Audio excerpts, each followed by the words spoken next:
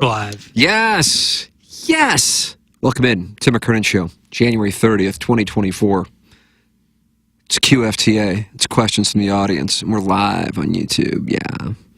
Fucking bad boys. Fucking bad boys. We are bad boys. 48 hours from now, Jackson's going to be in Scottsdale, Arizona. That's right. That is right. Yep. Flying out on Thursday morning. 48 hours from now, Jackson's I apologize. I have my volume up. No, I turned it down. It's awesome. When are you flying? Tomorrow? Or are you flying Thursday? Thursday morning. Nice. Yep. And then you kind of time travel when you go out west. So 2 hours there now, right? You're going 2 hours. Yeah. Yep. Yeah. So we're like, I'm taking off at like almost 11 and landing at 1 p.m. local time. So it is, material. Yeah.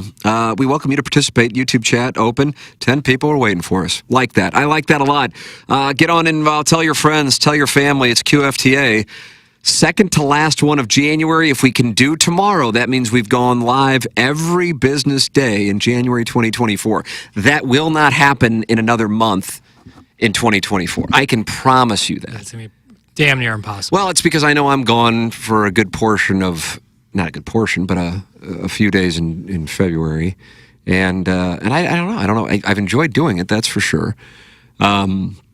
And we welcome you to send emails in, T. McKernan at InsideSTL.com, Sup Piddles and the Chud. That's Alexander Colton in the YouTube chat. What's up, Alex? So you can send emails in. You were uploading Balloon Party. That's what Jackson was doing. Yep. And I was sifting through some of the emails that I've saved, and I'm like, okay, let me get the best of the best. So I kind of made cuts.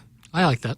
Because there's so many, and then I'm like, okay, then I get to the emails, and I go, okay, I don't remember what this is about. It just says QFTA, which is fine. I guess if you are going to send an email in, maybe give like a detail, so then when I'm going through them. In the subject line? Yeah, in the subject line. Wouldn't be bad. Like this one that was sent yesterday at 8:39 p.m. It's not fair because now I'm starting with the most recent. But I liked it, and I got to be honest with you, I don't have an answer to the question, even though it's a question that one would think I'd be able to answer, and I'm going to lean on you to see if you maybe have an answer. Hey, Tim, you mention all the time that download numbers play a huge factor in the show's revenue. That is not necessarily accurate. Because when I read that sentence, it means that, like, if we have this amount of downloads, it means we have this amount of dollars. I would say this in response to that, as somebody who just bought advertising for a sound story, and I didn't go, who's got the Twitter followers or who's got the Instagram followers or TikTok. I go, okay, I know that if you have a large number of downloads for your radio show, you have a following, because that means people have gone out of the way to subscribe, and then whether or not they listen when they download, that's a whole different kind of conversation. But that you have an audience that leans in. And in our experience in the Sound Story ad buy that we ran in November and December, both locally and then also in 4 other markets outside of St. Louis, interestingly enough, do with it what you will, it was the podcasts that gave us the biggest return on investment. Not something I would have ever expected, by the way, but great to know from our standpoint. Really good to know, and also kind of. But that it also depends on your product and who your product appeals to. If you're a podcaster, odds are you are going to be younger than if you are listening to X, Y, or Z radio station. You see what I'm saying? So with that said, that was kind of one of my guidelines in what we chose to buy advertising on when we looked at all of these possible opportunities. So with that said, downloads do not equate to dollars. Downloads, I would say, is something that educated ad buyers would take into consideration in the equation of where they want to place their ad buy. But it doesn't mean like if we have $1 million, then that means that's $1 million downloads, that means $1 million or something like that. Yeah. It doesn't work that way. And I get it, because it's not an asinine question, because there is, and has been for a while, something called a CPM model. And I want to make sure I don't misstate it. Jackson, are you familiar with the CPM model? Would that be for ratings? Is that the how ratings are calculated? That's correct. Yeah. No. I'm sorry. Cost per thousand ad buyers. Oh, so that's when clicks. Cost per thousand impressions. Got it. So that can then mean so when people are playing for clicks, so to speak. What do you call it? Engagement farming? I do. That kind of game. That's not what this is. But what it shows you is if a show has a following, if a host has a following, you can't manufacture. You can get like nickel and dime download numbers, but you can't get into the hundreds of thousands or millions or tens of millions of downloads and game the system. I suppose you can for a while, but eventually an advertiser is going to find he didn't get any return on his investment and he's going to pull the dollar. So with that all said, that was just one sentence and I went off on a tangent. Hey, Tim, you mentioned all the time that download numbers play a huge factor in the show's revenue. That's not necessarily accurate, but I get where you're coming from, so we shall advance. Why don't they take the streams into account? I personally only stream things unless I'm about to be on a flight, which is the only time I would download something. I wasn't aware that so many people were downloading things every day or why people even would download something over streaming it.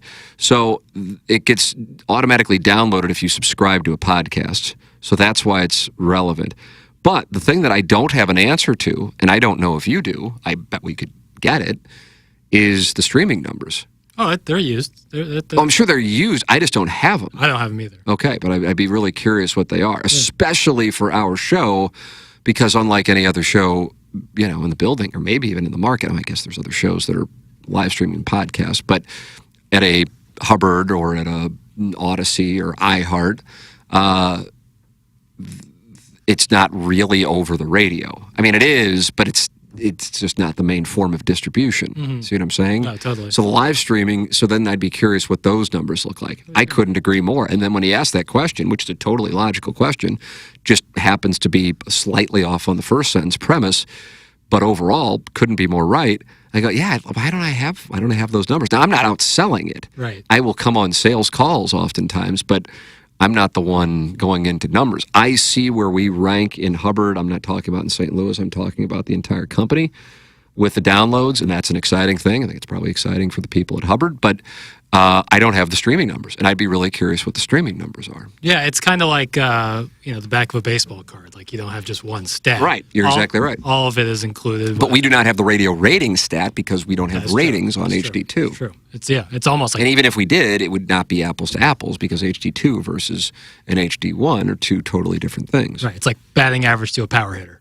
So it's an outstanding question. And then I go, yeah, I wonder where I can get those numbers. And I know they're here, mm-hmm. but I'm just like, why don't I have them? Yeah, it's interesting. But I was wondering, I wonder if Jackson knows. No, I'm not privy to that information, but I know that those numbers are used.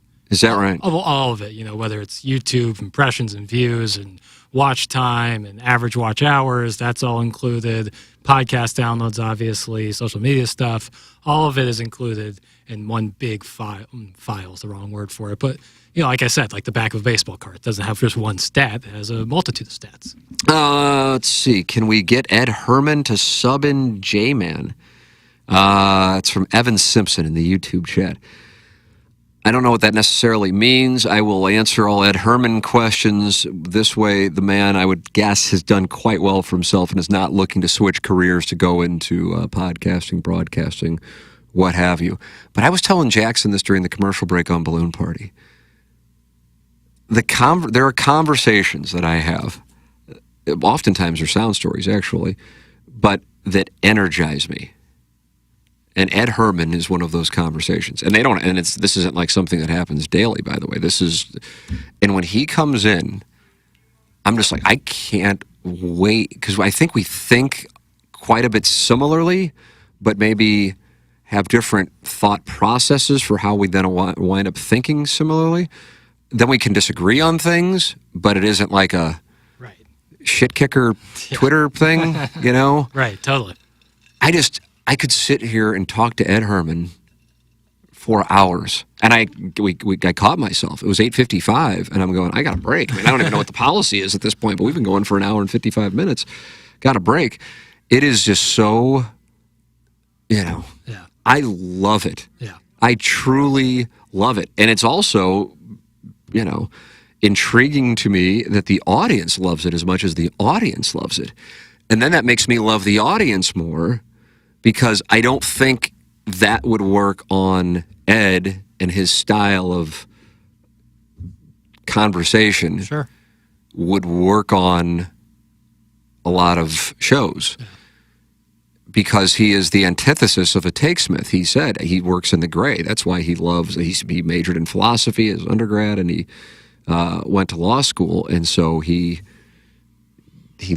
talks in the gray areas, and I think that's where I am, which is maybe it's refreshing to me, and it energizes me because it's rare in our industry at the moment, not necessarily rare in our show, but rare in our industry where you have somebody broadcasting, but they're not really giving a take, and then they're also being vulnerable. Here I am for all my faults, and then so honest. I just love it. I can't get enough of it. I really can't. Yeah, it's kind of similar to when I talk about the great Mark Hanna.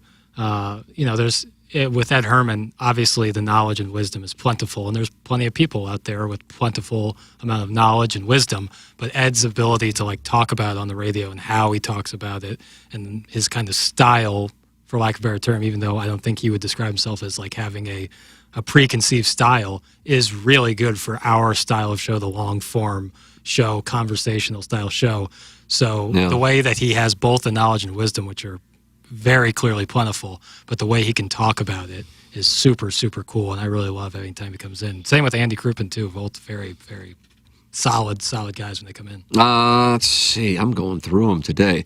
So this was the one I really anticipated a flood of, especially on TMA, because the email thing, you got to kind of reveal yourself unless you've taken the time to create a burner.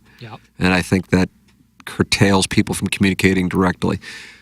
When I brought it up on TMA, which was the question from yesterday that a gentleman by the name of Eric posed under my QFTA thread, asking, let me see if I can find the post and read it so I don't misstate it.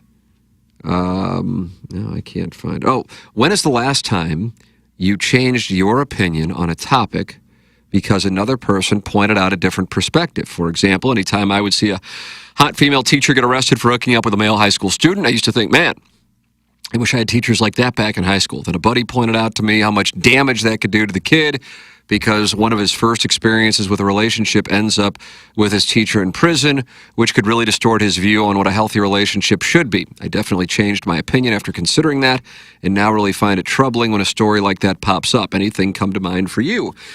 And the only thing I could really come up with, and that's the only email I got on this topic, was about my perspective on downtown, which I didn't really feel like I don't really feel like that's like attached to me, but that's the only email I got. I got this from a gentleman. He said, you used to say a successful city needs a flourishing downtown with young people, etc. I believe you've changed your tune on this. That's correct. Frankly, I think St. Louis should just punt on downtown, focus on Midtown or wherever young people are going, let the riverfront rot. The Mississippi's a muddy industrial river. It isn't pretty and it floods. This isn't a Rams Stadium mock-up with jet skis on blue water. People like Doug clamoring that we should have a nice riverfront are delusional. Nobody wants to look across the sludge of mud to East St. Louis while they sip on $12 cocktails. I don't know if this person wants me to write his name, but nonetheless, that is somebody who has emailed in before. And I would agree. I share that opinion, and I used to talk about the importance of a downtown or my yearning for a downtown. And I lived downtown in 2009, 10, 11, and 12.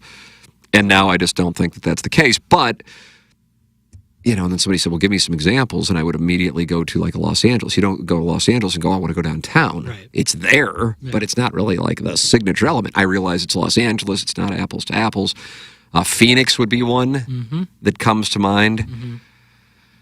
I don't know how people would view Denver's downtown. Have you done any Denvering? I've been to Denver, but not for a long enough time to have an opinion. I've been a good number of times. I just don't think like downtown Denver is necessarily what Denver's all about. I guess what I would say is this.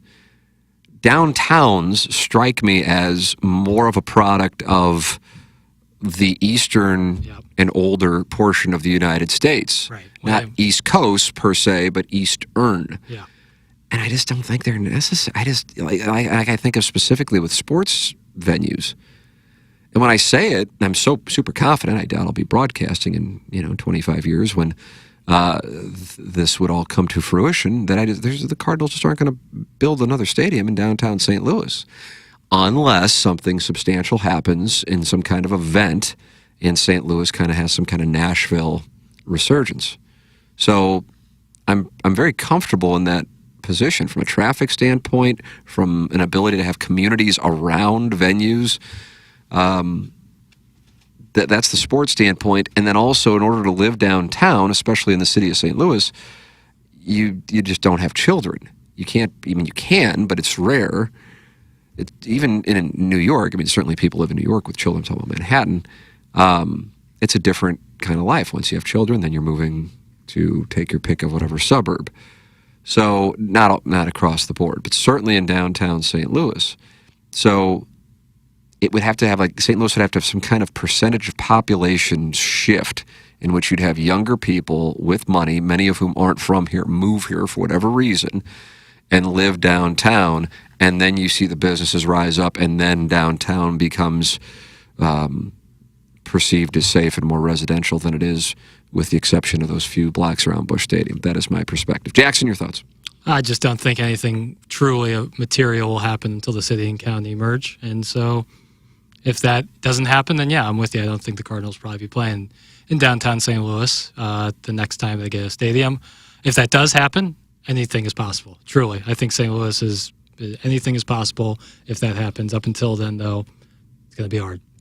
Tim, hope all is well with you and your family.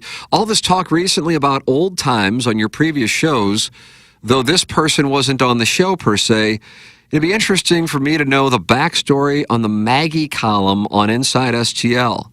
It has always been a mystery since its inception and who the writer actually was. Some insight on this, please. Thank you. That's from Goose STL.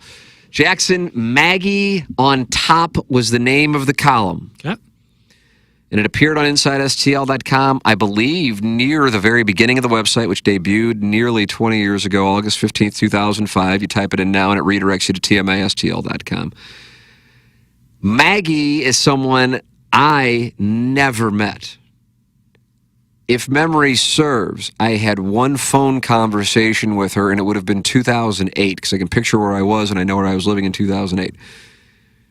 And the only part about the conversation that I really remember, this person was distraught over something, but I remember the voice struck me in the moment as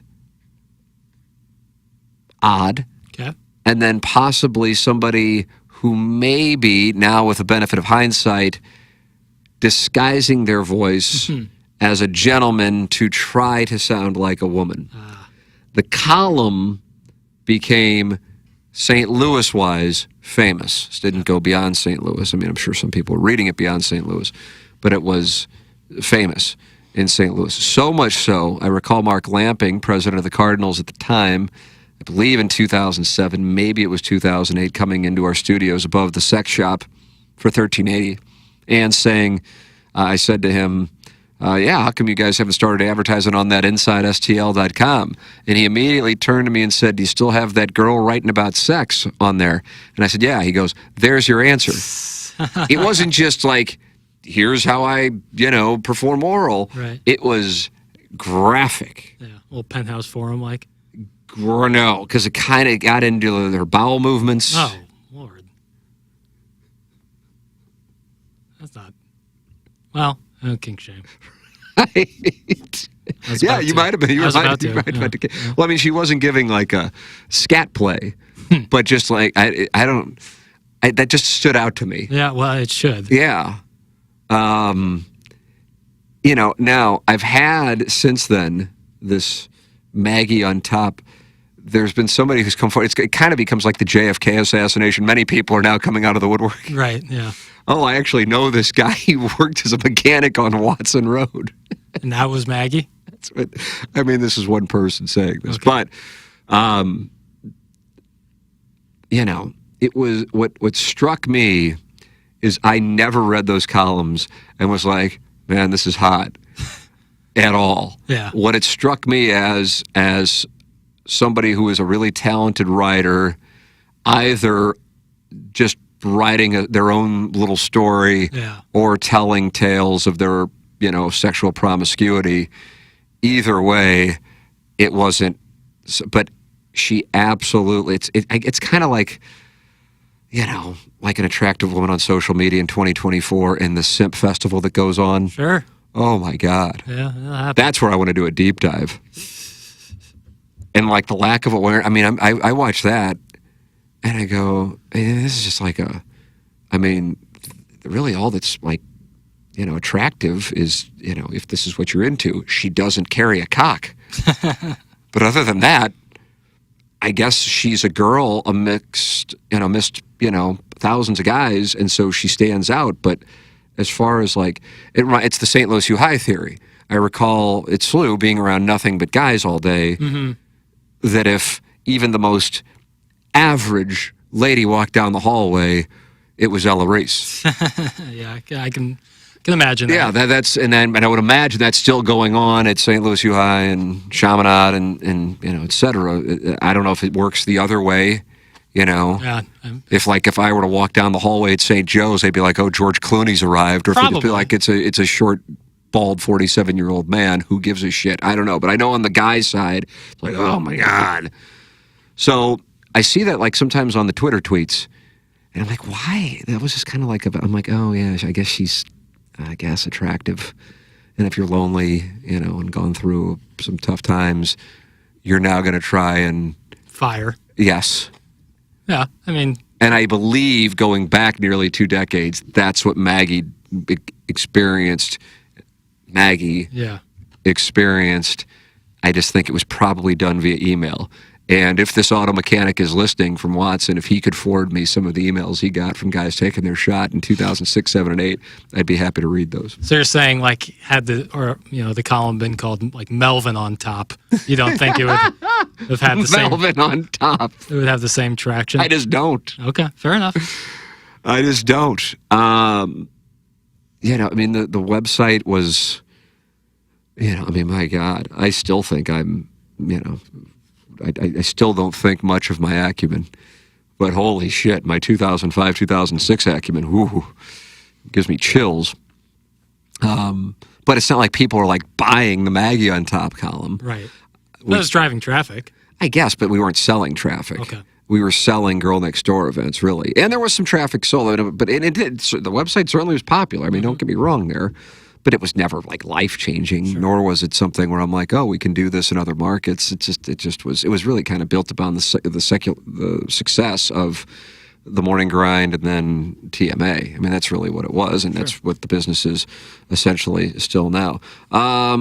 Let's see what we got here. Danny Kurth in the YouTube chat writes, "We have an absurdly low cost of living and a great tech scene. We just don't have a concerted recruitment effort driving this forward. We have a lot to sell. It's just nobody is selling." Danny Kurth.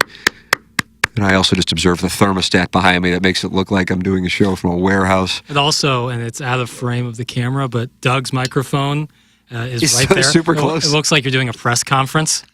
I just noticed that. Yeah, I really like that. Could I bring it into frame? I don't know if I could. I could probably move the camera. Can you move the camera? Yeah, nice. You can see I'm doing a press conference. Here's what I have to say about St. Louis.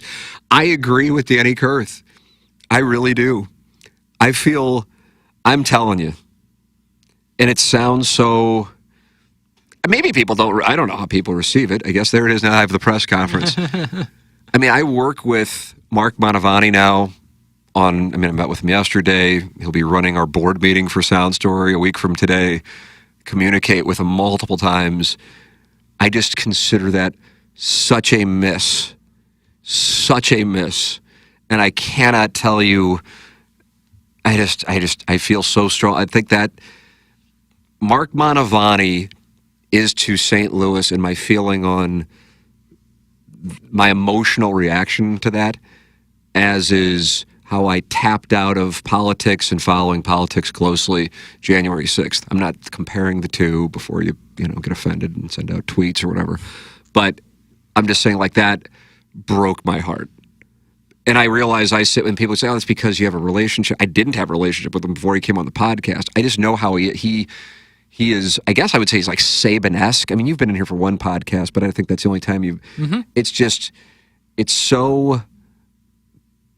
it's so, yeah, we're just going to win, and this is what we're going to do, and I've done it, and this is how we're going to do it, and I don't care if people like it. I don't care. I'm not going to be tweeting.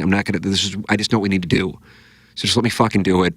you like me, you don't, fuck off. This is what we need to do because I am watching a place I grew up in fall so far behind places we used to look down on. This is fucked. Let me take over. I don't want to be a senator. Had an opportunity to run for senator. I don't want to be a governor. I don't want anything else. This is what I want to do. At this point in my life, this is what I want to do. And I go, God, how did we miss that? I haven't observed that in the city of St. Louis, where I go, oh, we had that opportunity in the city of St. Louis, but still to have that as a St. Louis County executive. Oh, I think it's you sometimes when you have all hell breaking loose, you need something like that. And again, I recognize that one could say you're coming at it from a biased perspective. Obviously, I think highly of him. I have him as our chairman for Sound Story, but I just interacting with him. I mean, when I interact with him, I am like, okay, I got to be on my game because, I mean, it's at a different level. You know, I am well aware of my shortcomings when it comes to business and also thinking through problem solving for as much as maybe comparatively speaking, whether it be on this show or TMA or Balloon Party or whatever, people might think, oh, you're pretty shy. I'm fucking back of the classroom. And we could have had that, you know, and I know some of the things he was planning on doing. I know you would have been a big fan. It's just a real shame. And it was a real miss. So going back to what Danny Kurth writes, I share that. We have an absurdly low cost of living and a great tech scene. We just don't have a concerted recruitment effort driving this forward. We have a lot to sell, and it's just that nobody is selling. And that goes back to the leadership void. And I really feel strongly about it. At the same time, I don't know why someone who has done well for themselves would go, okay, I am going to now expose myself to just having a large portion of the population shit on me and my family, make stuff up, right, and then work with people who might not necessarily be firing on the same level of thought, right, and also you might be negotiating or talking in good faith, but they might be already in the pockets of somebody else, and even if you want to, you can't get what you want to get done. Yeah. See what I'm saying? Totally, man. So that's just the St. Louis County executive position, much less if you want to talk about a bigger picture. Yeah. So when you sit there and go, how the hell do we get Trump and Biden? Well, because the great ones don't necessarily want to run. Totally, yeah. You can have all the vision in the world, but, you know, one person having all that vision, whether you're in Congress or House of Representatives, Congress would include the Senate and House of Representatives, so my apologies there, but county executive, doesn't matter. Like if you're working with other people and they don't have the same vision, or like you said, they're compromised in other ways. A big part of it. Then like you can only do so much, and then in turn, you're not delivering on what you promised, and then you're like, and so why would people want to get in this position where you're already against yourself in percentages of delivering what you're promising? I would say to an extent, the best broadcasters are the ones who are not beholden to anyone. But I don't know if that's necessarily the case. And by best, of course, that's subjective, but perhaps the most honest. Mm-hmm. Have you seen the recent poll of the most trusted newsman in the United States? No, but I'm very curious to find out. Would you like to fire a bullet at the pot? And it's not fair because the answer is not somebody you would think of as a newsman. Okay. But most trusted person discussing politics in the United States at this moment. Bill Maher. That's correct. Nice. Wow. Nicely done. Thank you. Because I know he's kind of changed his perspective on things to where he's kind of, if you're going to say someone's like down the middle, I feel like Bill Maher kind of represents that. I find some of it, not for me personally, but I understand why he would be that answer. Well, so he is. I'm trying to figure out where he got that. But I saw it. I can't remember who I saw number 2, but it wouldn't be somebody you would think either. Yeah, I think if you're in network news, you're probably already going to be. It's going to be tough because like what network news is, air quotes here, down the middle. Right. So with that said, I mean, that speaks to, so I do wonder, I hope, I guess, that, going back to Ed Herman, like the nuance, the gray area, that people will tire of, or maybe people already have tired of, and I'm talking about both sports and politics and whatever else these things go on, where people are clearly, well, I find it to be clearly acting, or they're exaggerating their reaction to things, or they're like, well, I guess I got to take a stand, so I'll argue this just to do it, or I'll race bait, clickbait, whatever bullshit tactic that goes on, essentially just act, and then pass it off as honesty. It'd be wonderful if that, so I like him in the sense that I don't know where he's going to be. And that's what I liked about, and by that I mean on an issue. There are certain issues that I know are his hot button issues, but with regard to a topic, I like that I don't know, as opposed to if I turn on X, Y, or Z personality, I already have an idea of what we're going to get. And that's what I loved about Joe Strauss, is not only did he not give a fuck, and Joe was not somebody like Bill Maher, who was a multi-millionaire, so in that sense, it took more balls, and he did, and especially in this market where people would be, and I don't want to say fed, because that makes it sound like it's like some kind of government-controlled thing, but it's a lot easier to be more of a hometown person in St. Louis than it is to be what Strauss was. And I didn't know where he was coming from on things. I would look forward to reading it, and then I also knew it wasn't just like bait. He didn't give a fuck. Right. And I loved that. I admired it. I respected it. And because I also knew it took some balls because it wasn't going to be popular, especially in St. Louis. Whereas I think the opposite probably goes on in some markets. New York would be an obvious one, where you can't be complimentary. Right. Like the whole gig is to act like you're angry the whole time. It's an opposite situation there. So, so along those lines of the broadcast, like Charles Barkley and Shaq, they can be so great because it's like, okay, fire us. Yeah. All right, fine. Sucks. I'll miss it. Barkley seems like he's looking for a big slip. And then somebody who's running for office who really doesn't need it and also doesn't need to be filled. But I loved when I first met with him that he's like, I am not going to run for anything else. It's the only thing I'm cut out to do. It's the only thing I want. So that's it. And I was like, that's not really. Usually people are like, rare. Okay, I'll be a representative, and then I'll be like an attorney general or an auditor, and then I shall be governor or United States senator. Yeah. And you can see the playbook playing out. That's what I think you need in St. Louis. Is somebody who's just not beholden to anyone, doesn't care if they're popular, and just like, this is what we need to do, and then I'll be gone in 4 years, fuck off. And that's like, oh, God, let me just vote as much as I possibly can for that kind of thing. Let's see what we got in here. A lot of these people who claim to be, quote, in the middle were not in the middle 8 years ago. It's crazy how much the political spectrum has changed/expanded. That's from Wedding Tackle. Corruption at any city level is off the charts. I work with a lot of local governments, and there is always a lot of good old boy stuff going down. It's all about who you know. It's also Wedding Tackle. It sucks that you have to bounce around what you really want to say about St. Louis so you don't get cancel cultured. That's from Alexander Colton. I don't know if that's talking about us or if that's just in general. I don't know what that means. Alexander Colton, if you don't mind. Feel free, Alexander Colton. I don't, if you if you have thoughts, don't feel free. I mean, we're not going to cancel you. Right. But I don't know if he's talking about us, like we're bouncing around. I don't know. I don't know. I'm just trying to follow up on it. Let me see here. And then my nurse, kind of like this one. This is good. And this one just came in. So that's why I'm like, okay. Tim, I've been working on this theory for a while now. Soccer guys, diehard City fans, and B-fibs, best fans in baseball, are the same person when it comes to fandom, even though in life they are completely different. Where they live, political views, lifestyles. I think you understand what I'm getting at. Nick, I do. From my point of view, both claim to be the best fans in their respective sports. Is that true? Are City fans? I didn't know that that's the case. Maybe. And I don't know if Cardinal fans are necessarily. There's a portion, right, but they're not TMA and Tim McKernan show listeners, No.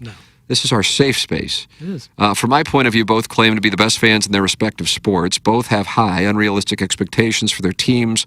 Both are very defensive of their sport and or very attacking online. Do you think this is a reflection of how St. Louisans act as sports fans, or is this just a funny coincidence? That's from Nick. Sent in at 11:37, Jackson. Yeah. This is hot off the griddle, Jack. It's an interesting theory. Fun thought exercise, if nothing else. I would say there's a key difference in the two of them. Baseball fans are desperately trying to convince people that their sport isn't dead and that it's still what you remember as a kid. And soccer fan is trying to convince you that, there's a reason this is the most popular sport in the world and you should get involved in it. So there are like different stages of life. Like baseball fan is kind of holding on to a romanticized past, while soccer is trying to encourage a bright future. And I think that's the key difference in the two. And I think that's why you get different backgrounds on both politically, age-wise, demographics, whatever it is. I think you'll see a difference there based on their motives or the reasoning for trying to convince you to come aboard their bandwagon in a way. Interesting. I'm intrigued by the conversation. Yeah. I think here's an overarching theory that can be applied to damn near anything. I think people see what are, in the whole scheme of things, the low end of the respective bell curves on social media, and then apply it not to where it really is on the low end of the bell curve, but to the actual meat of the bell in like a large portion of fan bases, when in reality they're actually, I don't want to say extreme because I think that has a negative connotation, but really more of a sliver of the population of their respective fan bases. Like, I just don't think the majority of people who go to city games are like, fuck you if you don't like soccer. I think they're just enjoying, like, holy shit, look how great this building is. It's in most likely your hometown. Yeah. And I get to stand up throughout a game and cheer and not be fearful of being yelled at from somebody from, behind for standing up during a play, and how refreshing that is. I don't think like whatever guy that's coming back that really was an average player, but now we're going to let the country know how great of fans we are, even though the country couldn't care any less, by giving a standing ovation to this person. Like, in Busch Stadium, of the however many are in the ballpark, let's say 40,000, like, really, how many really are standing up, not just to be polite after, like, everybody else stood up, but like, oh, I'm so grateful for, what Aaron Miles did. It's just, so I think then that becomes a thing. And so, in other words, I think we overrepresent that which we see on social media. Yeah, we're talking about small pockets. That's what I'm saying. We're talking about very small pockets. But I don't know, though. Push back on just like, how high can your expectations be for an expansion team? Yeah, in year 2, or especially like, what were people's expectations for year 1? Both are very defensive of their sport and/or very attacking online. Yeah, I don't know. I don't know if Cardinal fans are really defensive of baseball. I think they may be defensive if it's somebody outside of the Cardinals attacking the Cardinals, they're defensive of the Cardinals, but then they're allowed to shit on the Cardinals, and in particular Bill DeWitt and John Mozeliak, which again I think is subconsciously in part socioeconomic. Sure. But Carolyn Kindle is, not hurting. And is right now, I got probably like 100% approval rating. Yeah. I would imagine. Yeah, and I think you can find fan bases who attack online for every single That's another thing, right. Teams. But where is there more? I don't know. So I don't know. I don't know. Like, in order to really like break it down comparatively speaking, I'd have to see other MLS fans, attacking, and I just... Yeah. Those aren't neighborhoods I visit. Sure, and I appreciate the question itself, and I enjoy it. It's a perfect QFTA question. Totally. I don't have a great answer for it, but then the question becomes: do you think this is a reflection of how St. Louisans act as sports fans, or this is a funny coincidence? I don't want to just disregard it because I see the overall point. I think if you want to tie it to St. Louis, I don't think you would have this perhaps as much, even though I still think we're shining a spotlight on, a sliver in, like a New York or LA or Chicago. But then at the same time, you have some of the more hostile sports fans in particular, some of those bigger markets. But if this is what you got going on, as in sports, and then you don't have much else going on, then that can lead to focusing on things like there aren't a lot of markets around the country where people are like living for baseball in December, and that's kind of what we got. This when I make this observation about the St. Louis Post-Dispatch sports page, I'm talking about the online site.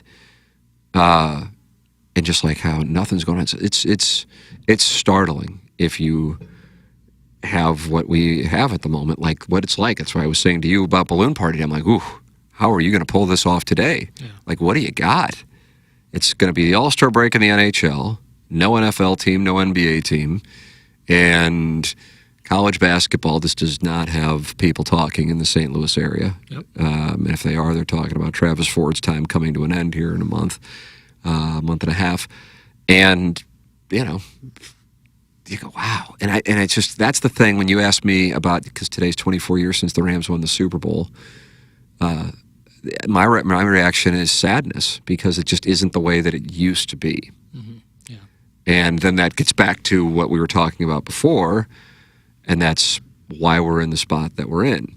But you could have the greatest leadership in the world, and I don't know if anything could have been done to stop Stan Kroenke from moving. I don't know. You have to go back to like the 90s and you're right. You're actually right about that. Right. Because once that clause was written, it was the death sentence. If you had somebody who had enough money to do it, it actually was. You were exposed, totally exposed. So you'd have to go back to the early 90s to stop that. You know, if we're going in the DeLorean, you know, you're not setting the date Stan Kroenke bought the team. You're setting the date in the early 90s to stop the clause. Yeah, or just getting an expansion team, or you keep the Cardinals here. So many things. Either way, you don't have that clause. I mean, that clause is it. So that part, you know. So I don't know. I don't know if there's. I'm trying to think if like the psychology of the sports fan in the area is so damaged by the fact that we've, you know, if you're in your 20s, you've seen us lose one team. If you're in your 40s, you've seen us lose two teams. If you're in your 60s, you've seen us lose three teams.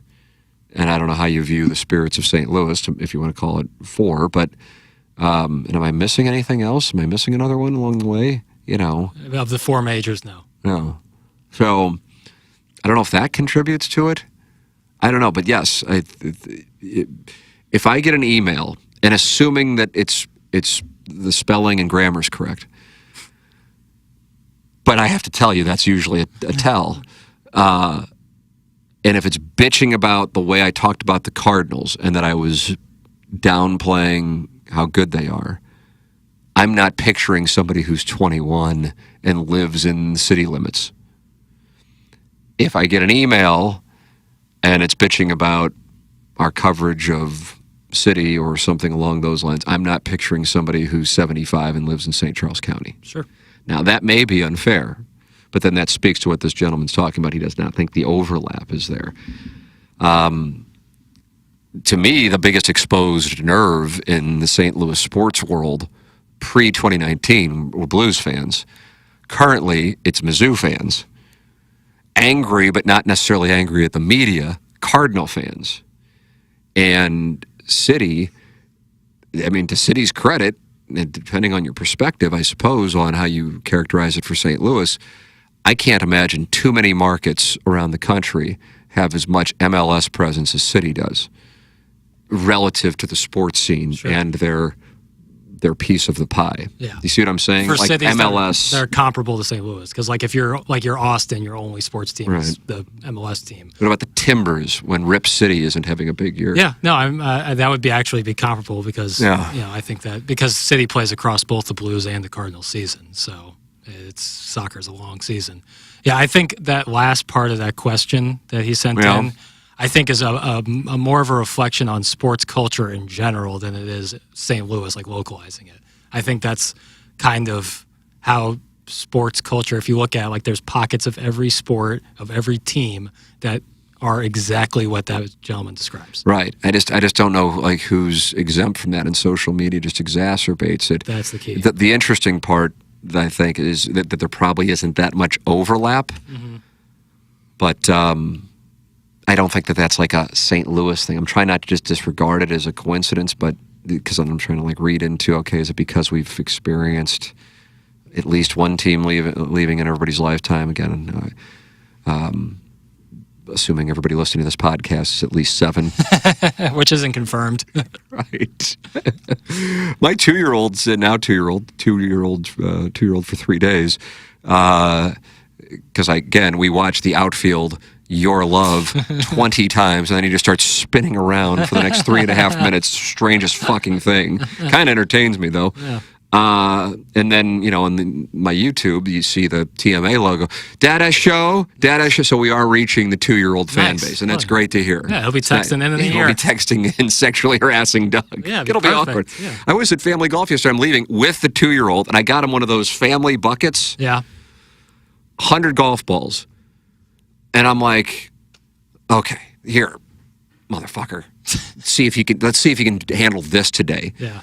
And then I just sit there. The Umsel golf team's hitting balls right next to our little bay, Triton season. And like the coach walks by and he like does a double take. He's like, is that a 2-year-old just placing the ball on the tee and then hitting the ball and then placing the ball on the tee? He gets done and he wants more balls. More balls. I'm like, dude. I couldn't even get through 70 yesterday. I mean, you hit balls yesterday? You go family golf? I was going to.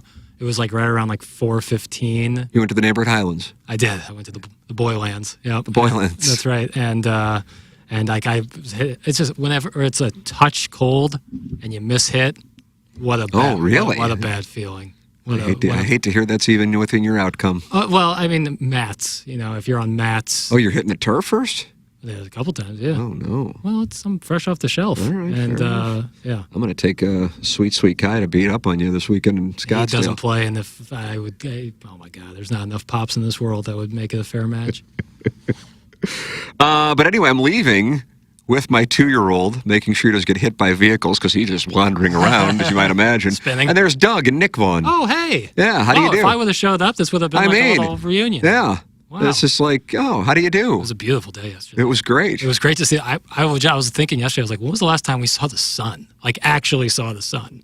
It was glorious. With some warmth. And the weather, I got to tell you something, Jackson. The weather this week, it's going to like suck in Scottsdale and be great. Is it really? Not suck, but it's not going to be like in the mid 70s. God, it's 61 on Thursday. Yeah. It's like what? It's like 75 in Scottsdale on Thursday. Shit, maybe I'll play. I kind of was just like, The problem is, I just don't really enjoy playing. Even now, I still don't enjoy because the grass is still super dormant, and no matter what time, up until like maybe early May, it's always wet on the ground. That's what I'm saying. Because the ground's still thawing out. It's still That's exactly right. So it's wet. You don't get it. It's not a true test of your game. The ground. I just don't give a shit. And then I'm going to gamble. And it's like we're using handicaps from when we were playing, and I'm at a total disadvantage because I'm not a 3 handicap right now. Right. I'd be lucky. I mean, a major way to shoot 75 or better. Major way. I mean, and so I'm going to lose money, and that's not fun, and it's just dumb, and I don't have any feel. Cold golf, hot golf, like hot, like in the hundreds, is obviously tough. But I'll take that every day of the week over even like. Couldn't agree with you more. Even like mid 50s. Couldn't agree with you more. Mid 50s. Like if there's a little snot coming out of my nose because it's cold, out. Hate it. No, thank you. Ground's wet. Grass looks like shit. Out. Let's see. Pro V's for ball striking practice. How dapper. That's from Eric Nickens. Did we talk about our golf ball? No. I was hitting range balls. Well, my 2-year-old was. I got a couple in. But otherwise, I'm just sitting there. I'm just like, you know what? I'll scroll Instagram and TikTok while I watch. And I think about it. I'm like, this is great that I don't have to worry about that he just like wanders out to go get his ball. Right. That's great that he was one when I was taking him to the driving range, and I can just like sit here and then not even think anything of it. Yeah, he's learned. Yeah. He's learned. Yeah, so that I got to tell you, I'm proud of that. No, you should because now I can just sit there and relax. I'm just like, yeah. Son's hitting balls. Oh, where's your son? He's the 2-year-old. Yeah, and you're just out there enjoying the nice weather. I am. I couldn't enjoy it anymore. Let me see. Anything else to get to here, Jackson? I'm in the YouTube chat to see if there's anything doing. Anybody unhappy with us? The loudest are usually trying to defend their personalities now being tied to success or failures of their chosen passion. Mizzou social media, Chiefs, conservatives, progressives, all the same. I might have missed the earlier text from this gentleman, but I kind of like where he's going. But I just want to see if I'm missing context. Quote, best fans in baseball, in my opinion, just means we appreciate the little things that built this franchise, and we like to show it since so many superstars usually get the most love. I don't know. I think here's my observation on the best fans in baseball thing. I think it was organic, and now it's become, look at us. A little bastardized.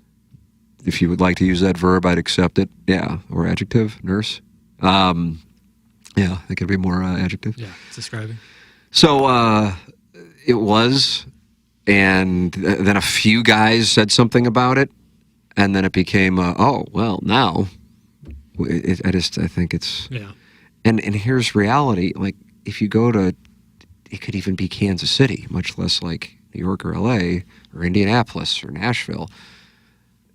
They don't go, oh, you're from St. Louis. Man, the way you guys cheer when a ball's hit to the right side of the infield and advances a runner, even though he's out 4-3 and lowers his batting average. Man, that's so great.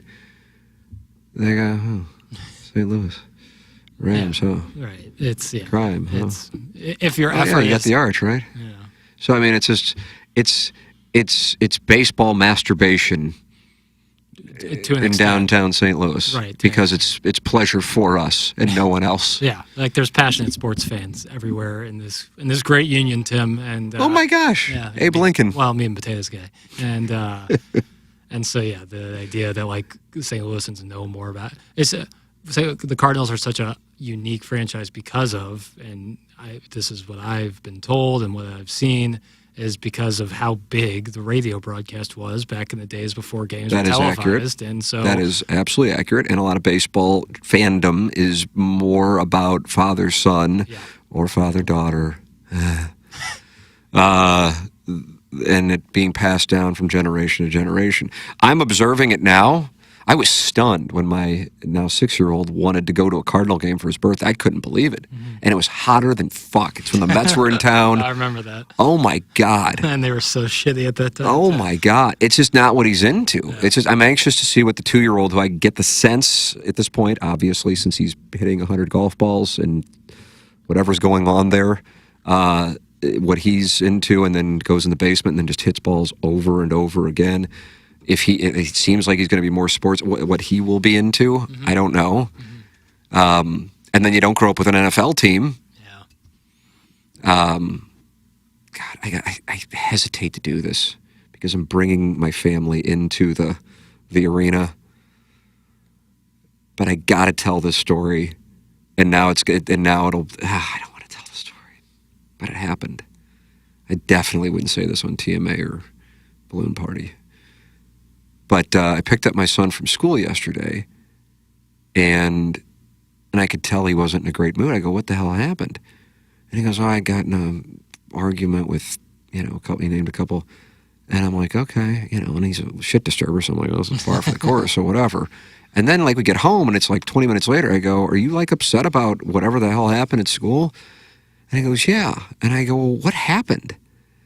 And he names the kids, and he goes, They're all saying the Chiefs are going to win. And I go, who the fuck cares? Why do you even know? And he goes, well, I tried to tell him that the Chiefs owner voted for this.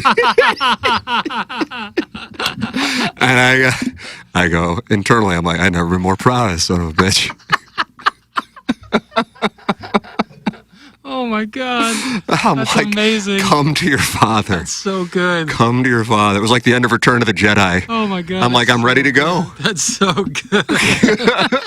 I'm like, here are a bunch of 5 and 6-year-olds who are not alive for the Rams being here, trying to like break shit that I attempt to break down, and then it just becomes fuck Cronky, and I'm like, I might as well just tweet that out and I'll get popular. And I'm like, here is my 6-year-old. What a king. Oh my God. What a king. That's incredible. And I'm like, and he will give me shit about not cheering for the Chiefs. I'm like, you can cheer for the Chiefs all you want. I don't give a shit. Yeah. But I'm just telling you where I am. Plus, you weren't in school at Columbia, Missouri in the 90s. And I'm just telling you, some of these Chiefs fans had a real thing with St. Louis. I don't know what the hell it's about. Now I'm seeing St. Louis start to have a thing with Kansas City, and it makes me so sad.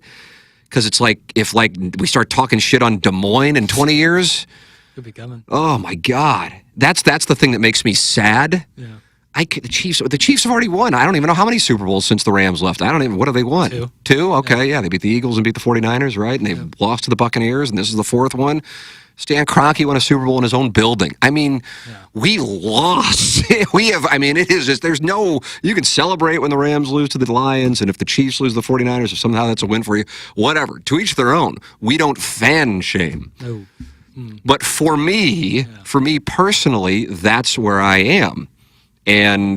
But hey, I mean, I am out on the weekends, these kids' sporting events, or if I'm whatever the hell I'm doing, where people aren't necessarily dressed up and they're just wearing sports. What am I seeing? I am seeing Chiefs hoodies and sweatshirts, and I just go, boy, Clark Hunt. Yeah, tip of the cap. Amen. See Stan Kroenke's valuation on the Rams? You know? Yeah. I mean, everybody's winning. And, not us. Yeah, and that's the thing. So when my son came home with that, and I'm like, wow. Yeah. I am so proud. Yeah, it's incredible. I'm so proud. I mean, I would love to have a recording of that conversation. Yeah, that's so good. And then one of the kids who he talks about being like super smart, and he said he attempted to say this to him, and he goes, I don't care. And I go, it's the absolute proper response on his part. Yeah, I respect it. Yeah. Oh, my God, I love it. He's fighting a good fight. I mean, yeah, so there it is. All right, that's going to do it, Jackson. Right. I'm gonna. It's like Patty Harrington. Have them leave the golf course before they're tired. Yeah. We're going to leave the audience wanting more and recharge our batteries and get better at teasing. I do that with pizza. Finish with one slice. Like, if you think you can have one more slice, but that's going to do it. Takes a lot of discipline. I know what you're talking about. You're smart. This is another sharp player for a 25-year-old. Yeah. But you know, you put it back in the box and you put it in the fridge. You're going to be thankful later if you get a little peckish that you left yourself a slice. Nothing engages an audience more than a host talking about his Whoop stats. Yeah. Well, at least this audience. Consultants will tell you that. But I am on to, I can actually feel physically, not like I feel terrible, but I can feel physically when I am not going to have a good night of sleep, which is solely tied to how much I ate and when I ate it. And so if you're having issues with sleep, at this point now, again, for me and Jackson, we're probably getting up earlier than the average person at 5:15, whatever. What time do you get up? I've asked you the 5. First alarm goes off at 4:50. That's right. Yeah. Feet on the floor, no later than 5:15. So, I mean, our situation's probably an hour or 2 hours earlier than most people. With that all said, I cut myself off at 6 o'clock. Yeah. And you also got to cut yourself off, or I got to cut myself off from eating too much. Yeah. And I can just because I track the data, which is again fucking nuts, but then I feel better. And it's not infallible. There were some nights where I'm like, how the hell am I pissing? How do I need to piss? I haven't had anything to drink in like 9 hours, and here we are. But yeah, and my wife has a terrible sleep problem, and I feel terribly for her because I lived it and I know how it owns your life. And I'm like, I want to get you a Whoop. And she goes, I already know it sucks. I don't want to see. But I'm like, okay, like once every few days, though, you get a great night's sleep. And then it's like, let's then unpack, social media word, unpack it to figure out what your behavior was that then got you there. I like the term reverse engineer. That's a nice one. If I can throw that in there once a day, I'm happy. I think a lot of it, for me at least, and I think it actually works all in tandem, is hydration. Because if you're well hydrated, then you don't have like a lot of energy spikes where you're low and high and low and high. The more hydrated the more hydrated you are, the less hungry you are. Water is a great way to curb your appetite. And also it just like natural, and like synchronizes your circadian rhythm where like you're up and you're not down. You don't feel that you need to nap. You don't feel like you're super tired throughout the day. Again, you're eating more balanced meals, or at least more like less. Like going from eating nothing to eating so much is bad for you. But if you're hydrated throughout the day, you're probably snacking a lot less, and it makes things more consistent. And as long as your prostate isn't a tingling at night, it's a harsh mistress. It can be. I feel like hydration is a huge factor in that.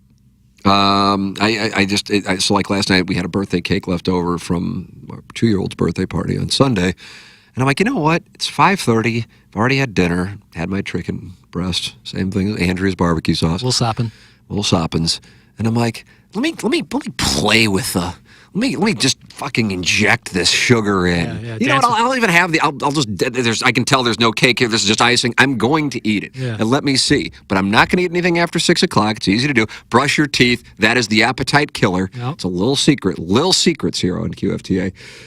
And then I'll see what happens. And then sure enough, weight was standard, built like a brick shithouse, $156, Yep. and a green recovery, menacing 156. A gap. Meet me in the A gap is what you're saying. If you would, if you'd like to meet me in the A gap, and a great night's sleep. And I'm like, this is it.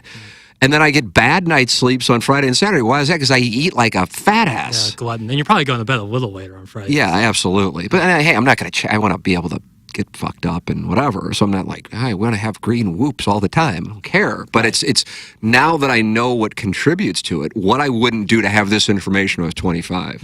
And to have that full head of hair and to be 6'8", 6'9"? 6'9", yeah. 6'9"? Yeah, but I stand next to like Paul George, and you're like, what's the difference? Right, exactly. Yeah. Oh, with the information I have. Right. But I feel like so much of God that almighty. is technology is just I think I would live in a threesome. I think I'd constantly be in a threesome. You'd be Like I'd be doing the show and I'd be in a threesome.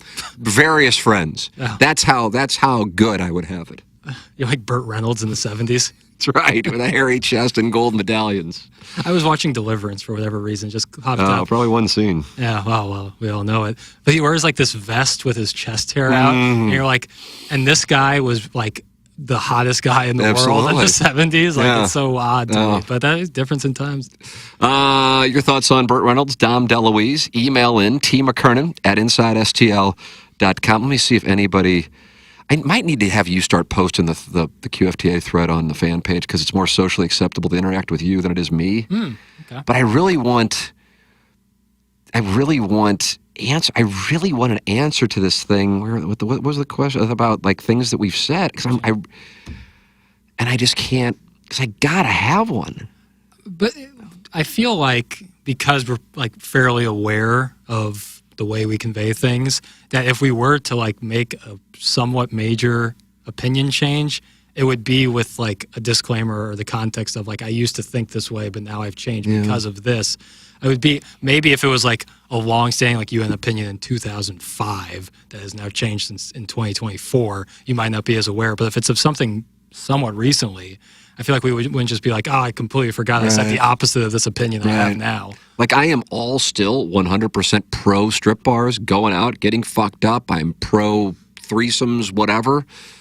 I'm pro, cursing, obviously. And I will say this stuff to my children, and I'm like that. I don't see like this being like a moral thing at all. I don't know how that's.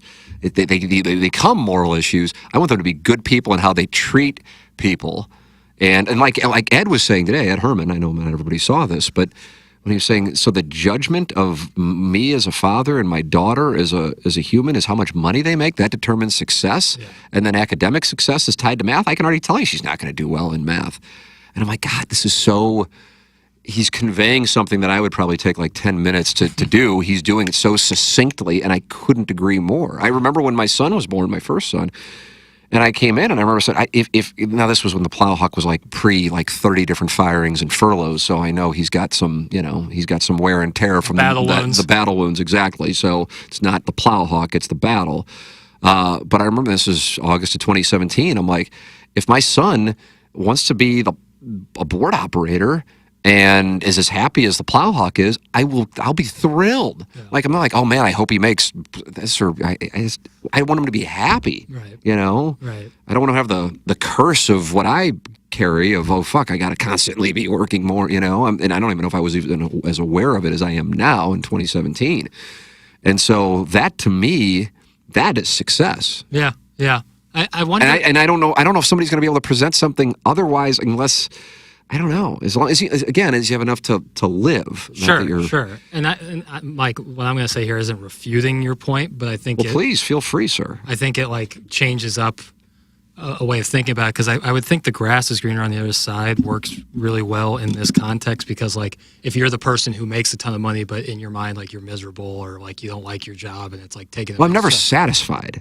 That's how I would describe it. I'm definitely not miserable. I'm probably happier than I've been. Oh, I wasn't talking about. No, I'm not saying that, but I'm talking about. I'm talking. There's a difference like being somebody miserable who's got a bunch of money. Yeah. And then somebody, and it's again, all of a sudden I'm becoming, Warren Buffett here. That's not what I'm saying. But that I don't need to be doing all of this shit. I guess would be the best way to describe it. But then I can't stop. Right. But I mean, I take it to the golf thing. If anybody ever wants to like try to get inside of what the fuck's going on in here, it would be, I remember I was playing with some guys and I got down to like a 5 or a 4, and I used to be like a 12 or 13 handicap. And they're just like, what the fuck are you doing? And then I started getting shitty again because I made some changes. I knew I had peaked at being a 5 or whatever. But in my mind, I'm like, I know I can be better than a 5 or a 4 for that matter. I mean, there's not, like you. I mean, I'm not going to get in your, whatever, but there's not a doubt in my mind because I've seen it. And I'm like, so therefore, I'm more than happy to go back to being an 8 or 9 because I can be better. Yeah. So then why wouldn't I? But everybody else is looking at me like, why'd you fuck it up? It was great when you were a 5. And I'm like, but I can be better. So why wouldn't I? Mm-hmm. But then I spend a bunch of time on it, and I still haven't. I mean, I've gotten down to, but I haven't gotten to. But then I don't even know where the fuck I'm going. It's like, when is it going to be good enough? If I do, in fact, get to scratch, it's not like they go, oh, here's your check for $250,000. Congratulations, you're a scratch golfer. It's like, what am I doing it for? Come home and tell my wife, hey, I'm a scratch golfer. Oh my God. She wouldn't be able to care any less. You wouldn't live in that threesome if you were a scratch golfer. Absolutely not. No. So that's what I'm saying. Like, I will tear it down to get it better. Yeah. But I'm comfortable doing that. I think that's a super rare thing where someone would like get to that point, the best golf they've ever played, and be like, I'm going to overhaul my swing because I have reached my ceiling. Like, I don't think people often are like, I have reached my ceiling. And this is very golf centric because this is. But I apply it to life. That's what I'm saying. I'm not going, hey, let me talk real quick about my handicap. I'm talking about life. Like, I think a lot of people would go, okay, settle. Like Tommy, for example, our head of programming here.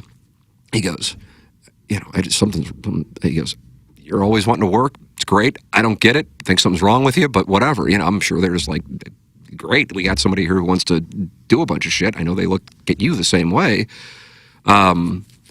But yeah, you kind of get to a point where you're going, oh, wow, what? Just settle down, Yeah. And so taking it back to my son and then going like the Plowhawk, I viewed at that point in 2017 as like this happy, content guy going home to have snick-snacks and play like a college football dynasty. So fun. Yeah. I'm like, oh, I truly envy that. Right. I honestly envy that. But there's a scene in your film, or not film, your show, Peaky Blinders. Mm-hmm. Just one of the recent episodes I watched, and I don't recall who, might have been with your guy Alfie Solomons. Ah, the greatest. And Cillian Murphy, your guy, says, would you rather be one of your 3 fucking gardeners? And he goes, not a pot to piss in, but all happier than me. Something along those lines. That's what I'm saying. Like, you could be the person with a ton of money and being like, boy, I'd love to be happier and like have less concerns in life. And then you can find that person who is in your mind is happier with less concerns. And they might be like, shit, I wish I had a bunch of money. Right. So that's like when Doug and I will occasionally go back and forth. Not that we've done this a lot. Right. But I'm like, I wish I had your, Doug Von Nirvana. Which tough to have it all. To. Tough to have it all. Yeah, who's got it all? Who's got it all? Tell me who's got it all.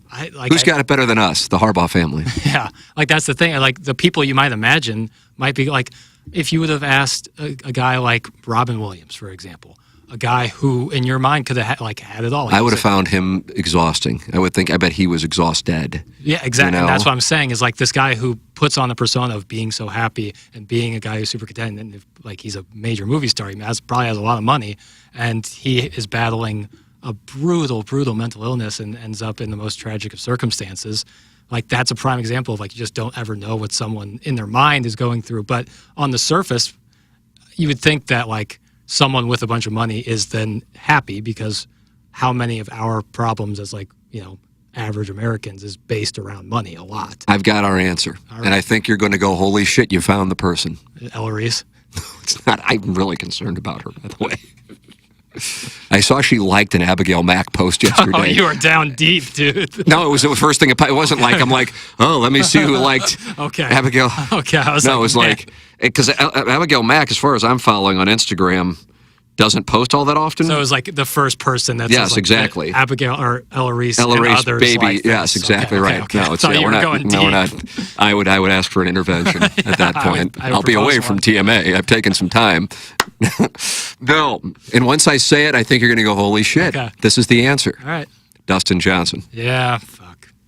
Yeah, he's got it all. Especially now that, like, I would have said that even when he was on the PGA Tour, but now that he's on Live, I can't imagine. Because he just doesn't give a fuck. Yeah. I think there's a chance that he doesn't just have to have one person, even though the one he's got's wonderful. Yeah. That's my read. Yeah. And by the way, I tip my cap. Got an idea of where he's living. Obviously, they're not going, how are we going to pay the mortgage? If he wins, great. If he doesn't, I think when he's on the 18th hole, and he's tied playing for a green jacket, I doubt he's got a real high heart rate. Oh, yeah. No I doubt. doubt he's, really studying the wind patterns. For sure. You know what I mean? It's just like, Yeah, he's got that's a it good all. answer. And then there isn't like the... Yeah, but he's battled too, man. He's had some problems off the course. But and now, stuff. I'm talking about now, I get Yeah, it. But yeah, I mean, but hey, the part of getting to being the guy is overcoming. And so Sure. he's got the scars, too. It's not like you're going, oh, he's got it now, but all hell's about to break loose. Right, totally. He's around 40, I would think, probably late 30s. Yeah, I wonder how old I Dustin do. Johnson. What do you want to bet on this, Jackson? What do you think he is? I would bet that Dustin Johnson is 37 years old. Okay, I'm going to take I'm going to go 39. I should have prices righted you, but I'm going to say 39 to be honest. 39. Whew. How impressed are you with? Because I could have said 38 and just boxed you in on everything. You could have been 75 and I win, but I went 39. I really wanted the win. Yeah, I get that. You want to be right on the button. 39. There. Yeah, 39. He got onto the Coastal Carolina golf team because he was on a family vacation near Myrtle Beach, right there, and it's technically in Conway, South Carolina. And he drove by where they practiced, and he's like, "That sounds fun," and emailed the coach.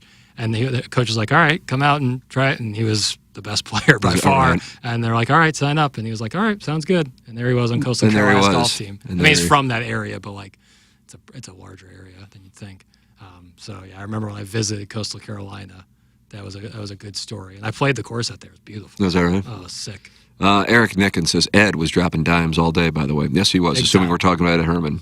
That segment, I told Jackson this, it energizes me. I lean in. I'm like, let's have a conversation and that's my kind of thing. I mean, one of my favorite things to do, truly, if I could give you my ideal day, I'll get a good night's sleep. Doesn't have to be sleeping until 10 anymore, fortunately, but would be in a wonderful climate, and it can be here, round of golf with a good pairing. Yeah, that's the key. People who are going to be, we're not going to have throwing clubs, and it's not going to be tense like we're all playing for a green jacket or something. It's just like, that. But also competent, so we're not waiting, So there's a nice pace. Okay, you lost the ball. Here's another one. We're fine. It's all going to be fine. Fuck. Looking for balls for 10 minutes at a time and standing over the ball like you're Brian Harmon. Let's go. All right, so we have a nice pace of play. We probably play in 3.5 hours. There's gambling. I could win, I could lose. I don't really care. I play well. I want to play well. I want to play better than my index. I'm fine with losing money. I want to play better than my index. And then we have some libations post-round. Yeah, on patio, preferably. Great conversation, like the Ed Herman kind of conversation. I like that kind of conversation. Some ball busting, of course. Everybody's balls get busted. There's no sacred cow. There's no some guy going, oh, can't make fun of this guy because it's going to, he's going to then storm off or something. Everybody's getting their balls busted or their clits busted, as the case might be. Mm-hmm. We welcome everybody. Yeah, cold ones. Thank you. And then we're going to have a nice dinner. Take your pick. I could think of a few places that would be wonderful. We're going to have ourselves a lovely after-dinner beverage. What are you going to have? You're going to have port? Is that right? Yeah, port or some VSOP. VSOP. God bless Jennings. Yeah. And then I'm going to meet up. Maybe my wife's with us for dinner. Maybe my wife's with us afterwards. We're going to go straight to the Stag Bar, early session, early line change, and she's going to fall in love with a stripper, and she's going to come home with us. And we have at this point a place that is just set up for threesomes.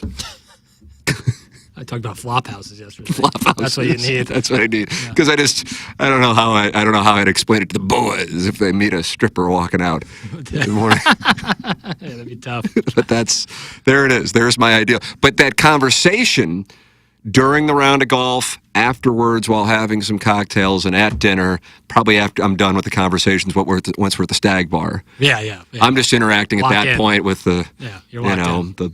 the future, medical school student who's grinding on me. That's my night. That's what I need, though. I like that conversation. I love that. I agree with what Ed was saying. Like, if I'm in a place, at this point, when am I in a place where I'm screaming and you can't hear? It's just not going to happen at this point in my life. Like a place where I'd be having drinks. If you'd be a sporting event, that can be the case. You probably don't go to places like that too often yourself. It doesn't strike me. We beat Scottsdale clubs this weekend. Well, I'm telling you, that's some of the most beautiful men I've ever seen. Scottsdale clubs. We are going to. Yeah. Oh, look at you. Well, yeah. You rolling balls, bro? No, definitely no rolling balls. I am not for sale, baby. Look at you. I am not for sale. Jackson's not for Everyone, sale. if you're gazing at me, turn around. I'm not for sale. That's what I'm saying. Now, what does that mean? That you're a man in love? Oh yeah, I'm with someone, so yeah, I'm. But that's got nothing to do with rolling balls. No, but you said you were talking about the most beautiful one. Well, no, I just recalled an it. observation. That's when I hung out with Barkley. That's probably right. been your heart on. That's right. Oh my God. And yeah. No, that has nothing to do with rolling balls. But I won't be doing that either. Can you picture that me, like now you know me now, that I guess I was 24, or maybe it just turned 25, like I'm 25 in a week. That I am like, I've got an attractive girl who I guess now with hindsight, I know that she, and I don't know why, this isn't like a brag, I'm confused by it. I guess wanted to fuck. The following year she wanted to fuck. That time it wasn't even on my mind. She's like good looking, but she was going out with a guy who plays in the NFL and is an offensive lineman. I'm not that type. There aren't guys with my dimensions who are blocking in the National Football League. But again, meet you in the A gap. But you can meet me in the A gap. But either way, says, hey, we're going to go out after the Cardinals and Diamondbacks game. And I go, I will if the Cardinals win. I won't if they lose. I mean, what in the hell? But that's what I was. And then I'm like staying at like a Holiday Inn Express just to the north of downtown Phoenix. I mean, balls so hard university here. Yeah, holy hell. And I'm the number 3 guy at KMOV. So, Right. you know. But if anyone asks, maybe number 2. That's right. Big time. And then she goes, okay, I'm picking you up. I'm like, they lost in heartbreaking fashion. I mean, I'm just sitting there probably like staring at the wall in my Holiday Inn. Can't wait to get home. And she goes, I'm picking you up. And I go, I'm not going. We're going to meet Charles Barkley at the Ritz in Scottsdale. We'll drink through your sorrows. I'm like, that sounds great, but they lost. I'm just not. I want to retroactively go back and slap you. And this absolutely happened. Yeah. Absolutely happened. She wouldn't have finished the sentence and my shoes have been tied. Now, I don't know what happened to get me to go, but I did go. Mm-hmm. And then I'm kind of like, and I mean, I don't know. I don't think I had like the bullshit detector I have now. Mm-hmm. But now I'd be like, oh, this is like an Instagram person wanting to like, you know, I don't know. I just automatically discount. Anytime somebody's like name dropping, it's like, okay, go fuck off. But then we get there, and I wasn't surprised he was there. He was there, and then there was an NBA referee there. Not Donahue. I was about to say. It's a black gentleman, so I don't know. And then like a couple, you know, nice-looking women, but not like, you know, falling all over ourselves.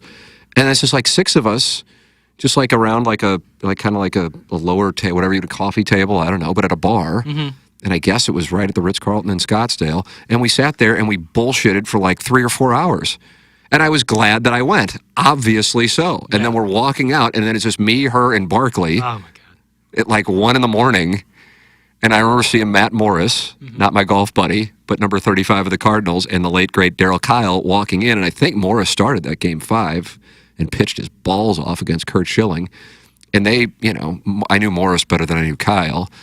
And I remember them seeing Barkley, and then they saw me, and then like there was a moment of like just confusion. Right. They're like, did this guy get to number 2 on the sports team?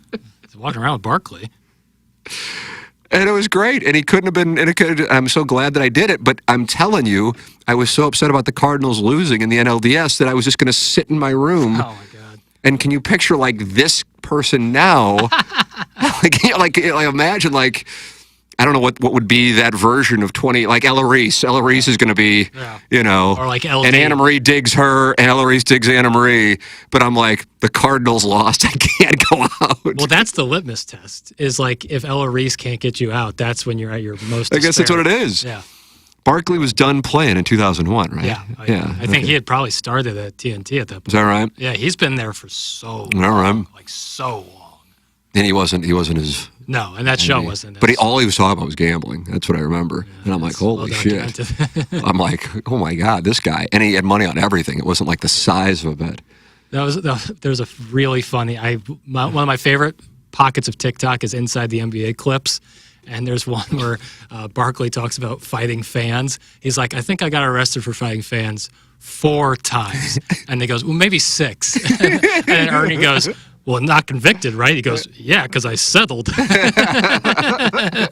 He's so fucking funny, too. And yeah, his personality, and from what I've heard from you, and I've talked to a couple other people who have hung out with him in like much more casual settings, is he's exactly who you think and want him to be. He's just unapologetic. I mean, it's just kind of like this is what it is. Man too, right? Like not. Well, when like, we ran into him, and I obviously didn't remember. I can't imagine. It'd be really weird if he would have. 12 years later, when we were staying at the hotel we were staying at when Missouri played Auburn. Right. And this was in downtown Atlanta. And I actually, that might be like the next most despondent I've been over a game. I mean, at this point, it's been over for a little bit. Probably. But I remember riding whatever the hell what is it that they have in Atlanta? Because I took it from the Atlanta airport to the public transit. Yeah, I don't know what it's called. Producer Joe was telling me, make sure you take this. It's easy. You'll get in. And I remember being on that thing on the way back to the hotel. And I get out, and I'm still like, Marie's like, you want to go somewhere? And I said, let's just eat at the hotel. I'm like, stop fucking Trey Mason. And then we happen to see him in the lobby. It's not like there's a bunch of people there, And I'm like, hey, you mind taking a picture here real quickly? So I get a picture of him and my wife. And he goes, man, you guys were so good. You should have won that game. So lucky. He goes, I'm so fucking drunk right now, but I'm so excited to watch this. I think they were Ohio State, Michigan State, and I can't remember who had to win and who had to lose.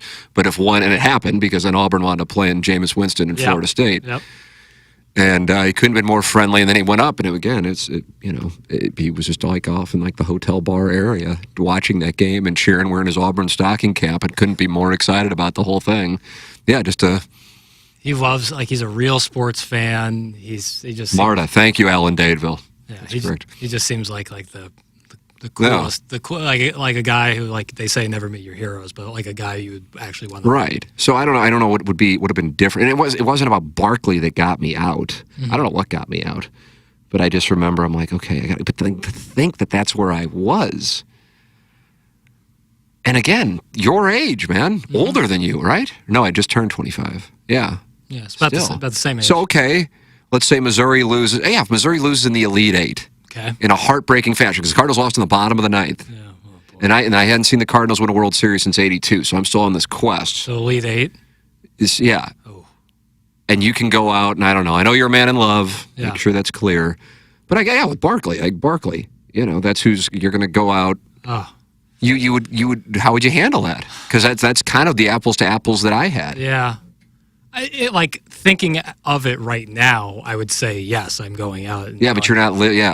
But if put the man to the test, actually have that situation happen, like a 3-pointer at the buzzer with a 2-point lead, and Missouri doesn't go to the Final Four, I don't know if you are. And the thing is, in a way, I not only respect it, but I kind of admire that. So I'm looking in a way at myself 20 plus years ago, and I'm going, that was kind of a beautiful thing that I was that sad. Yeah. I think like the optimist in me is like, oh, of course I would go out, but put the man to the test. I don't think you would. I'd be really destroyed. I don't think you would. I really don't think you would. But here's I had. What if the Blues lose to the Blue Jackets tonight? You'd have to someone would have to tell me. I wouldn't be aware of it. I'll be aware of it when I arrive here tomorrow morning. But after the Princeton loss, obviously round of 32 is different. That was sweat-free, but it still was brutal. It was still brutal, and were they 15? What was Missouri 15. This year? Last year they were a 7. Okay. Yeah, that would make sense because if they would have won the first game, they would have been playing the 1 seed. If they were an 8 or 9, so they had to be a 7 to play the 15 or the 2. 2, which was Arizona. Correct. And so, because it was like, oh my God, they're going to get to the Sweet 16. All they got to do is get past fucking Princeton, and they've beaten Tennessee twice already. What's Princeton? Either way, I went to dinner immediately after that with all my friends. And how were you? General sense of malaise, but I was there.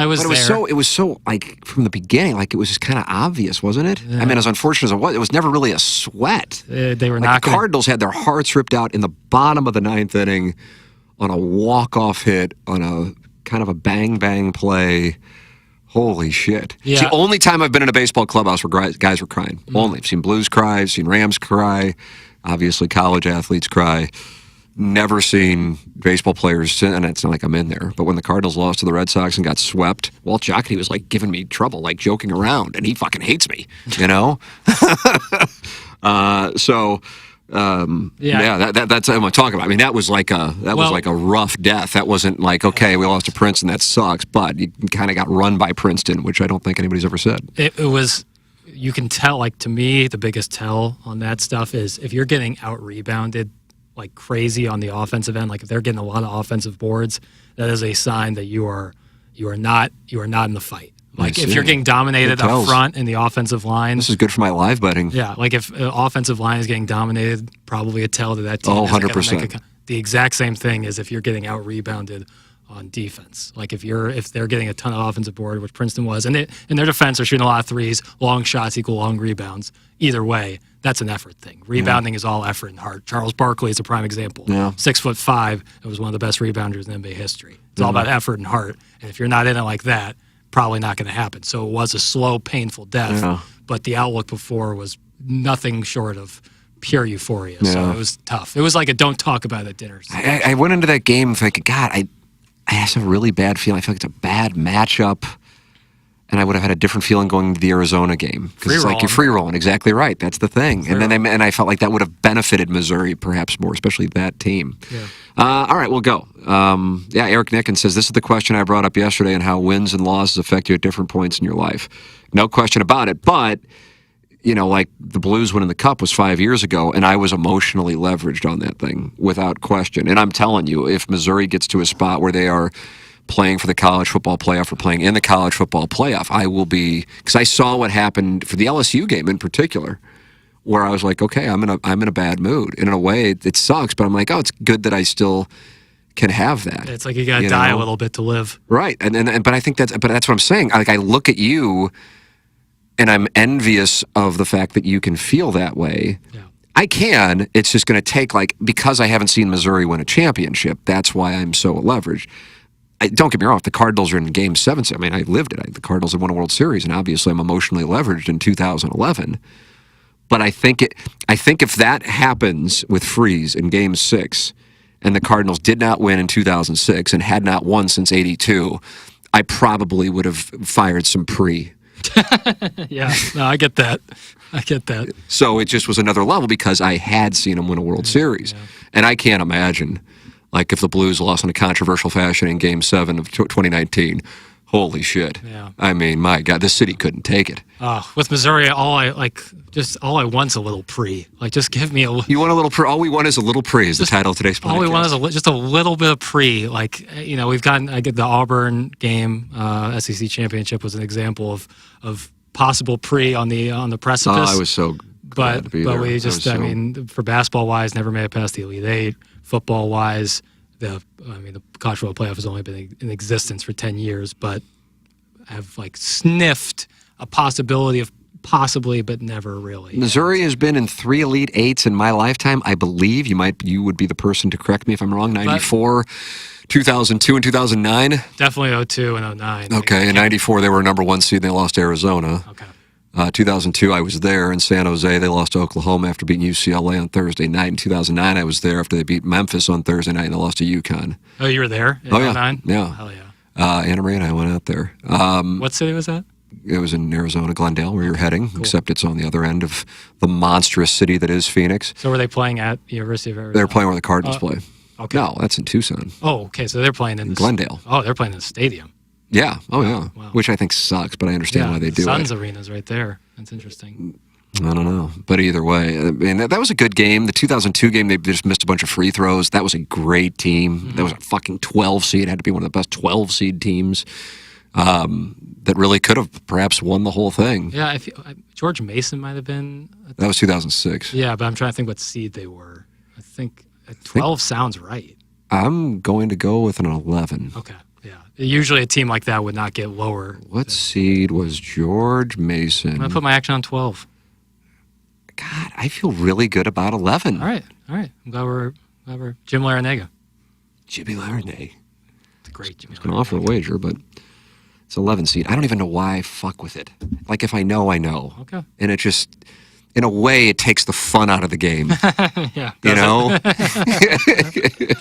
All right, Jackson. We did the Stern thing. Yeah. You said it all, and then he gets some. Bradley Cooper called him out on that on an interview. Did he? Recently. I mean, I didn't call him out. He goes, "I know what you're doing." He goes, and I recognize it too. I know exactly what he's doing, and he denies that it's a tactic. He says, "All right, I gotta get you out of here. You've already said too much." And then he'll ask another question, and then if you do have a guest whose guard's up, okay, we're done, and then you get the really good stuff right there at the end. Yeah. That's exactly what we did by talking about Missouri basketball in 2023. I need to listen to that Stern Bradley Cooper. I find Bradley Cooper fascinating.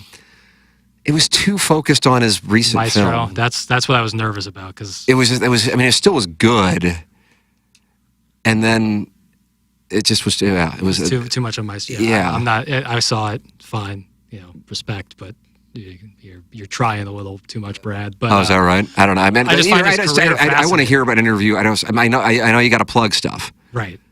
It's like the Edmonds interview when we had him on Balloon Party. He wanted to plug the helmets. Mm-hmm. God bless. But I'm like, I get it, but I only got an hour, and then it's like, I wanted to ask so much more. And then how about what he said about the Hall of Fame? Yeah, man. Holy shit. And I'm like, and so he's in the mood to talk, and then I'm like, fuck, we're not going to be able to get because he's going to go because he views me like like he's not thinking that we're on the radio. Right. So we're going to be bullshitting, and he's going to get to a point where he's going to drop an F-bomb. I know it. I had my finger ready to go. Because I can tell he's comfortable. Yeah. And he's firing shots on things. Yeah. The thing that I really wanted to get into, which is super obscure, but we've talked about it before, and he's talked about it on the air. After they lost Game 1 of the 2004 World Series, both him and Roland were saying to me, and I don't know how deep down they believed it, but this did happen in the Fenway Park clubhouse. They were so pissed off about the umpire. They're like, this is fucking fixed. And I'm like, the fact that you guys are, both in my mind, like superstars, certainly in my mind, probably going to be in the Hall of Fame. I still believe that. Jim doesn't believe he's going to wind up in the Hall of Fame. But either way, that you're playing in the World Series, you literally just got done with it, and that's even on your mind. This isn't like, obviously it's pre-Twitter. This isn't like Tiger Board, like they're out to get us. I'm going, holy shit! So I would love to like revisit that. Yeah. And he would have been in a mode. I could tell he was in a mode that I could have gone into some of these things. Yeah. I remember sitting with La Russa in his office in 2004, or maybe it was 2003. I don't know. And I'm like, man, I really hope the Cubs make the playoffs. I'd love to see you guys play the Cubs. I don't want to see that. And I go, why is that? They're not that great. And he goes, man, you never know with baseball. They might want to see the Cubs win the series. I'm going, the fuck? I mean, what, is this shit, like, you guys really think this way? Yeah. Like, I mean, is this shit? Like, obviously, there are people who are like, well, of course, the Chiefs are going to beat the Ravens. The NFL wants Taylor Swift in there. And I'm just like, okay. Yeah. But then I go, I don't know, maybe, fuck, I don't know. You never know. Yeah. Now I find myself open to, like, shit that I used to just automatically dismiss ever since seeing Lee Harvey Oswald's reaction when he was told he was charged with the murder of the president. I'm like, well, fuck, if they can pull that off, they can pull off anything. You know what I mean? As it goes back to our topic was yesterday, is what has changed? What's a opinion change that you've made? And obviously that's a small version and kind of embellishing there, but stuff like that can definitely open your eyes to more unconventional thinking on. That's the thing, because then it's like the people who are like real conspiracy theorists, like I'm like, ooh, I don't want to be, you know what I mean? That's like gross. Like, like come on. Like, right, and you see them in the text inbox and it's, it's like, okay, this is. Some that are like. Right, but then I go, okay, I mean, if that can be done, and I am now of the opinion that something, all I am of the opinion of, with operating on some semblance of as close as you can be to certainty without certainty, is Lee Harvey Oswald did not shoot John F. Kennedy. That's all I got. Mm-hmm. I don't know who did. I don't know what the hell happened. It means something. But I'm just unless like he's like schizo and that would be my. But either way, okay. So if that's the case, then. What else? Then that's the thing. Yeah, it opens your eyes to it. That's kind of like the thing with like, okay, if there are extraterrestrials, then what else? I'm like, well, then there can't be ghosts. Well, then why can't there be ghosts? I'm not necessarily like in the case of like a guy with a sheet. You ever dug into simulation theory? No, boy, that's a recent phenomenon though. I think we're talking about that in the 80s. I'll fuck you up. Yeah. I'll fuck you up. So like, I can definitely. There's certain conspiracy theories where it's like, hey, like I get that you do this and that's cool, but like. Some serious shit went on, and let's like let that be. But then I totally get like you can't just like blindly trust what people in power are telling you. That's, yeah. That's proven to be really, really like a big problem in the world over the course of history. I suppose, not that I'm holding on to this, but I've gotten to know somebody who was about to be vice president 2 different times, and perhaps consider him to be one of the finest people I know that I've met and spent a good amount of time with in Jack Danforth. And I'm just like, that's not somebody who would have been like manipulating. Right. But then are the people who are manipulating not really sitting in the Oval Office or sitting, or they unnamed, redacted. That's what I'm saying. So I don't know. I see that stuff. And then by the way, like, who's this guy trending on Twitter last night? And then it's a guy, and it's the fact that I'm even spending time on this. But it's like Joe Biden isn't attacking the Middle East tonight, and nobody's saying anything. Remember, and I'm just like, okay, I'm pretty confident of what I've got here. As far as I know, it didn't happen. I suppose I can't say I know it didn't happen because I'm not, flying around checking on the ground what's going on there. I'm just like, shouldn't that blow up this person's credibility? I took a lot of shit for saying Kareem Rush was going to sign on a Friday when he signed on a Monday with Missouri. There's tells to me of someone who is not acting in good faith, and when you end it with no one is talking about this, that's a dead giveaway to me. Like when you make some crazy statement and then there's and of course nobody is talking about this. It's like, okay, well, who are you sourcing on that? I see that. I'm saying, I'm in awe of this whole thing. Yeah. I'm pretty disengaged. Somehow that we had a topic today where their opinion changed. I used to not pay attention to politics and now I do. And I'm like, well, I'm the complete opposite. I'm the complete opposite of the whole thing. And I don't know if anything will bring me back or if I'll be brought back kind of out of a necessity, not because the public needs me, but because I feel like, okay, I can't possibly just, withdraw and feel like I don't know. It's been a lot more peaceful mentally to not engage ever since January 7th of 2021, right? Yeah, 2021. Because that was rough day. rough TMA, that's for sure. Oh, we got to go, Jackson. We got to go. You got to let me go. We have one more in January. Oh, what a January it's been. I know. What a January. And then you're off to Scottsdale. Yep. All right. Yep. Enjoy it. I'm jealous. We'll have one more QFTA tomorrow. You can send in anything. Anything's welcome. Still offering a $150 bounty for pissing me off. T. McKernan at InsideSTL.com. You got to use your real email address because then I'm going to Venmo you. And then when you use your AOL account, there's going to be some inconsistencies. Yeah, exactly. And, of course, any questions, comments, erotic stories, send them in. TMCKERNAN at InsideSTL.com. Thank you to Longo Biggs, studio sponsor, online at longobigs.com. Thank you to James Carlton, Carlton State Farm Insurance Agency, online at carltoninsurance.net. That's James Carlton. Doug and I were talking about that. How about, how great our sponsors are? This isn't just let's talk about our sponsors and say they're great. We have a guy come in here, in Ed Herman, and Andy Krupin's great, too.